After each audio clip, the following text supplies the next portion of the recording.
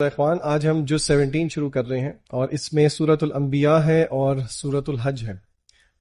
آج over view تو میں نہیں دوں گا، اوور ویو شاید آپ میں سے کوئی دے دے، لیکن یہ ایک آیت ہے سورہ انبیاء کی جو کہ قرآن مجید کی سب آیات سے مجھے بہت مختلف لگتی ہے، کیونکہ جیسے جیسے ٹائم گزرتا جا رہا ہے ویسے ویسے ویسے تو اللہ کی ہر آیت سچی ہے، لیکن یہ آیت اور بھی سچی ہوتی جا رہی ہے، اور وہ سورہ انبیاء کی پہلی آیت ہے۔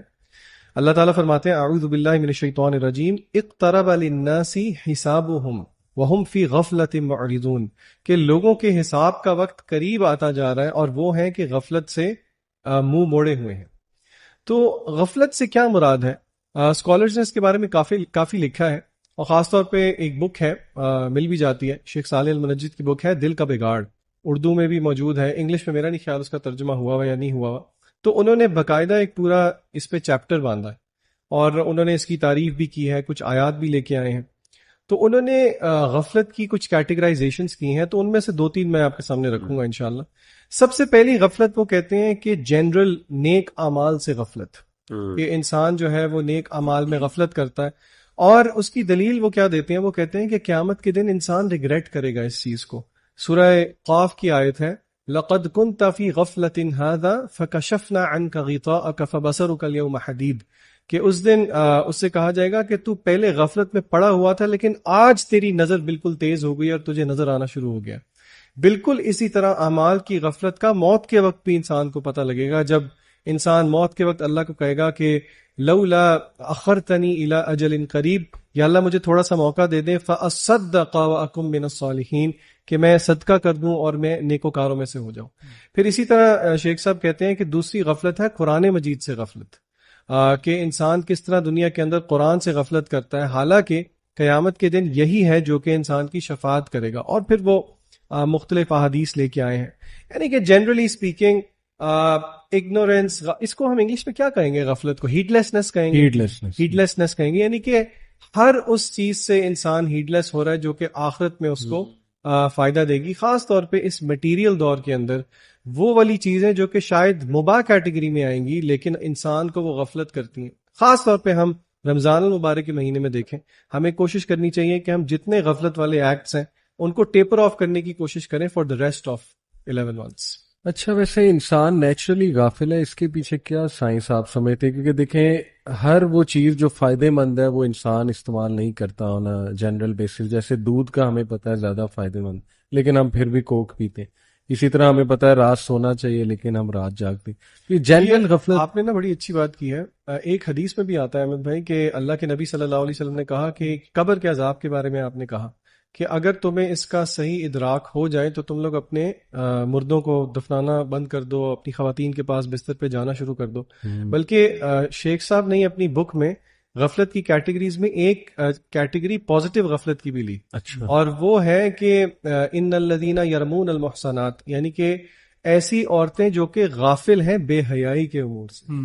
تو یس آئی تھنک کچھ غفلت اس طرح کی بھی ہے جو کہ پازیٹیو ہے، بٹ زیادہ تر ایسی چیز جو کہ دین سے دوری کرے وہ مذموم ہے، ریکمینڈڈ نہیں۔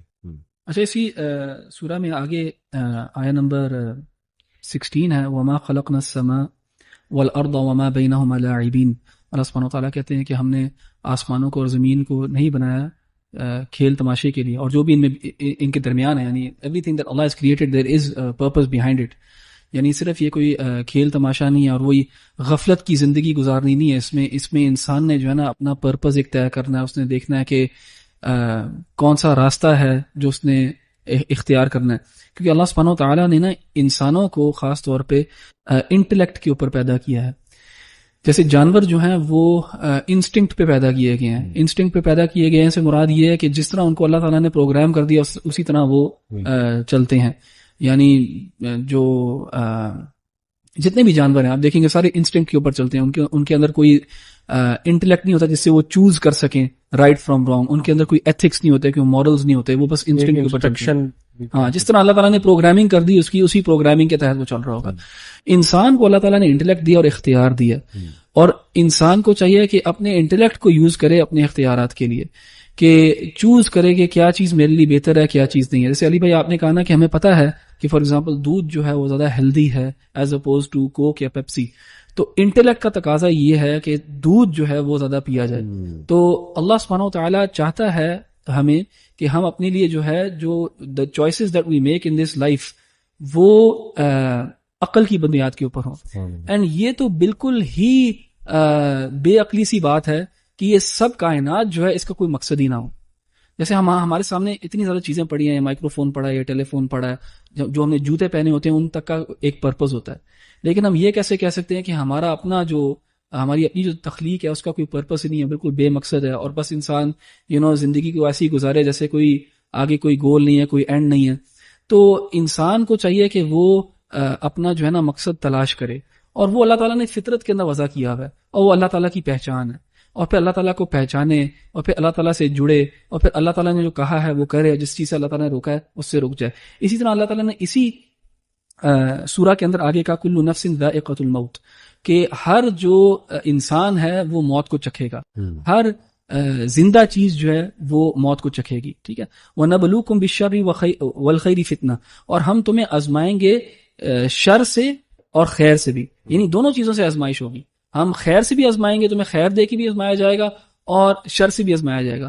اور کبھی کبھار ہم سنتے ہیں کہ اولاد بھی یہ جو ہے ایک فتنہ ہے، اور فتنہ ہم اس کو بالکل ایک نیگیٹو کونوٹیشن دیتے ہیں، لیکن اللہ تعالیٰ نے یہ کہا ہے کہ خیر کی چیزیں بھی ہیں، وہ بھی فتنہ ہو سکتی ہیں. اولاد مثال کے طور پہ فتنے کا باعث بن سکتی ہے انسان کے لیے، اگر وہ اولاد جو ہے اولاد کی وجہ سے حرام کی طرف چلا جائے. تو وَإِلَيْنَا تُرْجَعُونَ، تو ادھر بھی اللہ تعالیٰ نے کہا کہ تمہیں مقصد دیا گیا. پہلی آیت میں بتایا کہ تمہارا ایک مقصد ہے، اور تم نے موت کو چکھنا ہے، تمہیں ٹیسٹ کیا جائے گا، اور پھر تم نے ہمارے پاس آنا ہے.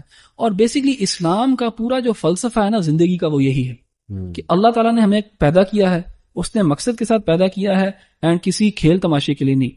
اور اس مقصد کا حصہ یہ ہے کہ اللہ تعالیٰ تمہیں آزمائے گا، اور اس آزمائش میں تم کامیاب ہوتے ہو یا ناکام ہوتے ہو، اور پھر اللہ تعالیٰ کی طرف لوٹ کے واپس جانا ہے، جہاں پہ پھر حساب کتاب ہوگا. ماشاءاللہ، امیزنگ. میں سورہ انبیاء سے جو انشاءاللہ آج آپ کے ساتھ انسائٹ شیئر کرنا چاہوں گا. ویسے تو ماشاءاللہ سورہ انبیاء میں جو یہ پیسج ہے نا، ورس 80 to 90، یہ مجھے بہت تقویت دیتا ہے، کیونکہ اس میں اللہ سبحانہ و تعالیٰ نے انبیاء کا ذکر کیا ہے کہ even they were tested and tried, ان پہ بھی اتنی مشکلات آئی تھیں، جیسے بیماری. حضرت ایوب علیہ السلام کا ذکر ہے، اور پھر ان کی وہ دعا انی مسنی الضر وانت ارحم الراحمین. پھر دیکھیں کہ یونس علیہ السلام کا تذکرہ ہے، اور ان کی دعا ہے لا الہ الا انت سبحانک انی کنت من الظالمین.